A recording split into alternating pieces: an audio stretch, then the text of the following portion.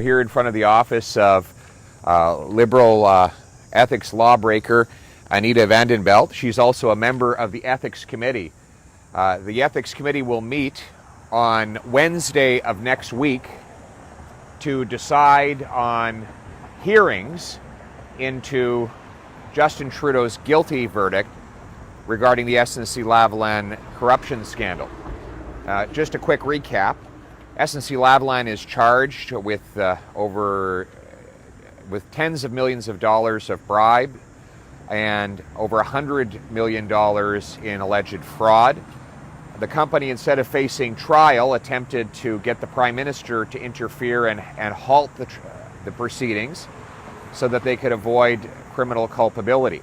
The Prime Minister agreed. He put forward an omnibus bill that included protections for accused corporate criminals that allow them to avoid trial. He then asked his Attorney General to give SNC-Lavalin a free pass on the trial. When she refused, he fired her, and when she spoke up, he kicked her out of caucus altogether. Now, while he's claimed this is about jobs, neither he nor Gerald Butts nor Bill Morneau, all of whom have been asked, have produced any evidence whatsoever that 9,000 jobs are actually at risk. And furthermore, those jobs are here in Canada because the work is done here in Canada. The headquarters of the company remains here for until 2024 because of an agreement with the Quebec pension plan.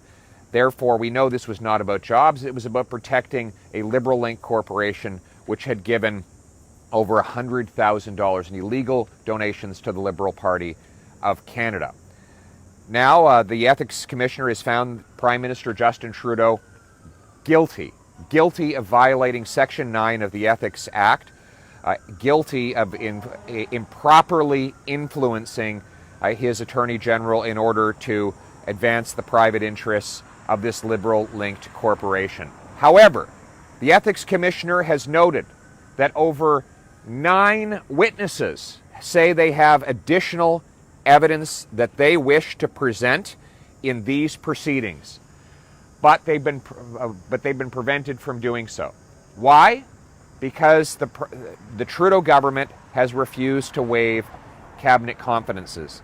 The Ethics Commissioner has indicated that there are numerous facts and pieces of evidence that he has not been able to report upon because the Prime Minister will not allow these facts to become known. That is why the Ethics Committee needs to convene, hear witnesses, hear testimony from the Ethics Commissioner himself, and find all the evidence to form the full truth before the election. The decision on whether to hear that evidence resides with MPs like the one whose office is behind me. Anita van den Belt will be there, and she will have to decide whether she votes for the people of Ottawa West Nepean in that committee or whether she votes for Justin Trudeau and his cover-up. We stand on the side of the people who want to see the full facts and the whole truth come out in this case. And that is why we are asking Canadians to call the Liberal members of this Ethics Committee and demand that they allow that investigation to go ahead and that the cover-up come to an end. Merci beaucoup d'être venu. Mercredi prochain, les membres du comité à l'éthique auront une rencontre afin de discuter de possibilité d'une enquête par rapport à la violation de la loi de Justin Trudeau dans l'affaire SNC-Lavalin.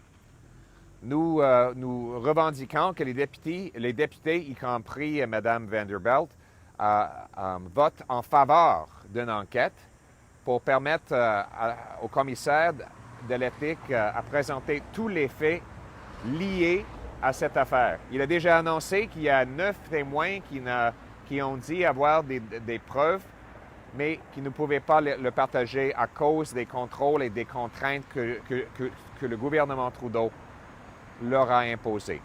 Donc, tous les Canadiens devraient appeler les députés libéraux qui sont sur le comité pour leur demander de voter oui à une enquête pour mettre fin au camouflage et pour permettre les Canadiens de savoir la vérité avant des élections. Merci beaucoup.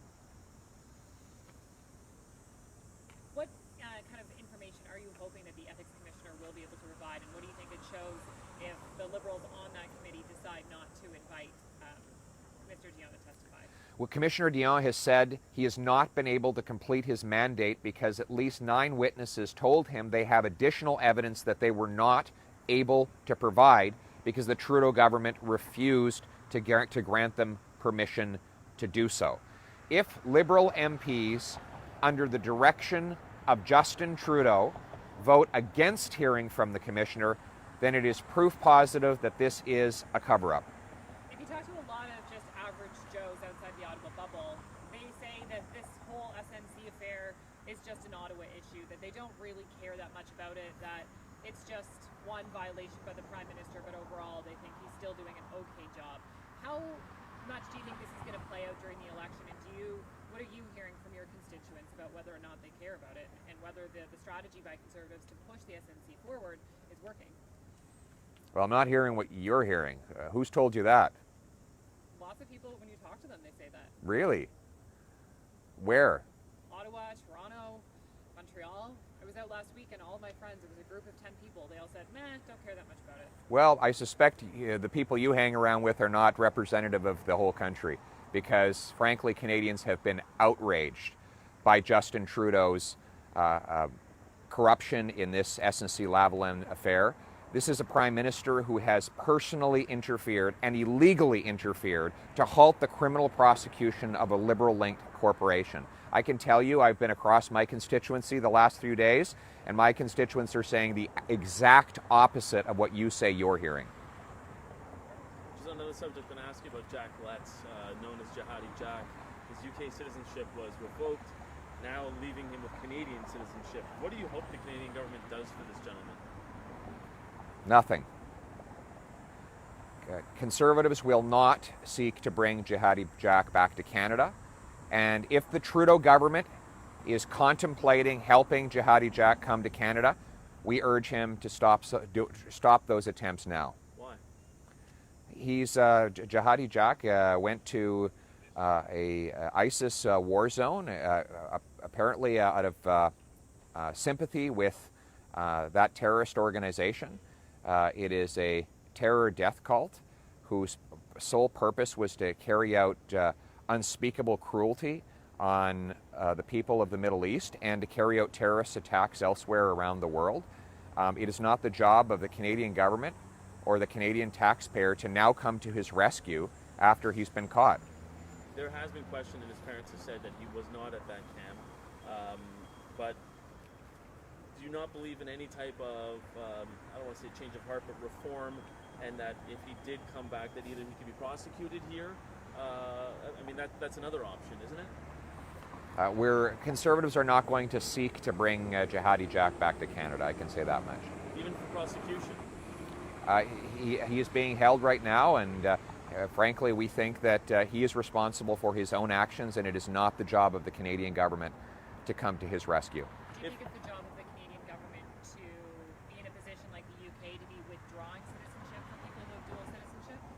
What I can tell you now is that a Conservative government would not come to the rescue of Jihadi Jack, and we would not seek to bring him back to Canada. Great. Thank you All right, so much. thank you.